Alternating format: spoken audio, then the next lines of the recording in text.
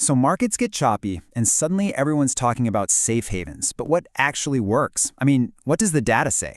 We're going to cut through all the noise, forget the hype, and look at the hard numbers. Let's build a real blueprint to actually save your savings. Okay, let's just start with one number. $8 trillion. That's what American investors lost just in the stock market during the 2008 financial crisis. And look, that's not just some abstract figure, right? That's real people. That's retirements getting pushed back, college funds disappearing, life plans just shattered. This is why we need to talk about this. All right, so what is a safe haven even supposed to do? Well, think of it like an anchor for your portfolio. When a financial storm rolls in, this is the thing that's supposed to hold you steady. The whole point is stability. You want low volatility, you want something that doesn't just crash when the stock market crashes, that's low correlation, and, the dream is positive returns when everything else is just in a total free fall. And that really gets to the heart of the problem, doesn't it? Your savings, they're always at risk from stuff that's completely out of your control. Look, recessions aren't some kind of once-in-a-lifetime shock. They're a normal, predictable part of the economic cycle. They happen. The data is crystal clear. They will happen again. So the real question isn't if a downturn is coming, it's whether or not your portfolio is actually built to handle it. Being prepared, that's your only move. Okay, so let's put the so-called classic safe havens to the test. We're going to run them through the gauntlet using data from one of the biggest market shocks we've seen and find out what really worked and what didn't. This chart right here, it just perfectly captures the chaos of 2008. Just look at the bars for that year. You see stocks, they're in light gray, they absolutely cratered. But then look at that orange bar for gold. Whoa, it didn't just tread water, it delivered a huge positive return. Now that is exactly what a safe haven is supposed to do. Let's just isolate that for a second. On one side, you've got stocks getting crushed. On the other side, gold, with a return over 60% during that same crisis. You couldn't ask for a clearer picture. As soon as people got scared of paper assets, they ran straight to physical gold. But hold on. Gold isn't some magic bullet. Yeah, it's a real thing you can hold, and it works like an alternative currency when people lose faith in the system. The problem, its performance can be all over the place. And here's the big one. It pays you nothing. No yield. So when interest rates are high, holding an asset that doesn't generate any income, well, that's a pretty big opportunity cost. All right, next up, bonds. Let's look at the same crisis, 2008. U.S. government bonds, they also delivered positive returns. They were that source of stability everyone was scrambling for while the stock market was just falling apart.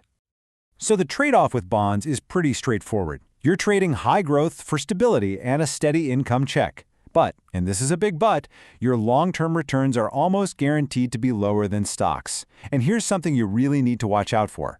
A lot of popular bond funds are packed so full of U.S. government debt that you're not actually getting the diversification you think you are. Okay, let's switch gears. We've talked about financial paper. What about real assets? The stuff you can actually see and touch. How do they hold up when things go south? This is where things get really interesting. Remember, the 2008 crisis was a real estate collapse. So, of course, real estate values got hammered. No surprise there. But look at this other real asset, farmland. It didn't just survive. It returned almost 30%.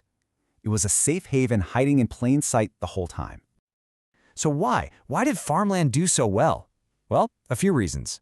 First, its value isn't tied to the stock market. It's uncorrelated. Second, just like gold, it's a real, tangible asset. But here's the key difference. Unlike gold, farmland is productive. It literally produces essentials: food, fiber, fuel. That gives it real intrinsic value, which makes it way less volatile than markets driven by fear. So we've looked at the data on gold, bonds, farmland. But before you even think about buying any of these, there's something else. Financial pros are all in agreement on this. Your first move isn't an investment. It's building your foundation. And here it is. This is the #1 piece of advice you'll hear from any expert worth their salt. Before you worry about hedging your portfolio, you need cash, liquidity. An emergency fund is absolutely non-negotiable. It's the stash of cash that saves you from having to sell your investments when they're at rock bottom. So where you park that cash? Well, here's what another expert recommends. Certificates of deposit, or CDs. And the reason is simple. They're safe and they offer a guaranteed rate of return. There's no guessing game. You lock it in, and you know exactly what you're going to get. So let's be super clear about this. This is the consensus from the professionals. Step 1, always, is to secure your foundation. Build that emergency fund to cover you if your income suddenly stops. And put it somewhere safe where it's actually earning something, like a high-yield savings account or a CD. This is the bedrock. You don't build the house before you pour the concrete. Okay, time to put all the pieces together. We have the data, we have the expert advice. Let's build the blueprint. Here it is, your 3-step blueprint. Step 1, secure your base. Build that cash foundation in a high-yield savings account or a CD. Get that done first. Step 2, hedge against inflation. Look into things specifically designed to do that, like TIPS, Treasury Inflation-Protected Securities.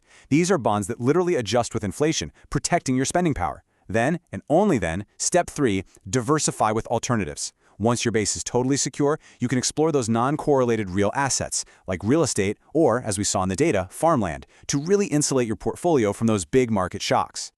And that really leaves us with one final question for you. Think about it. We spend so much of our time and energy building our portfolios for growth, right? Chasing those returns.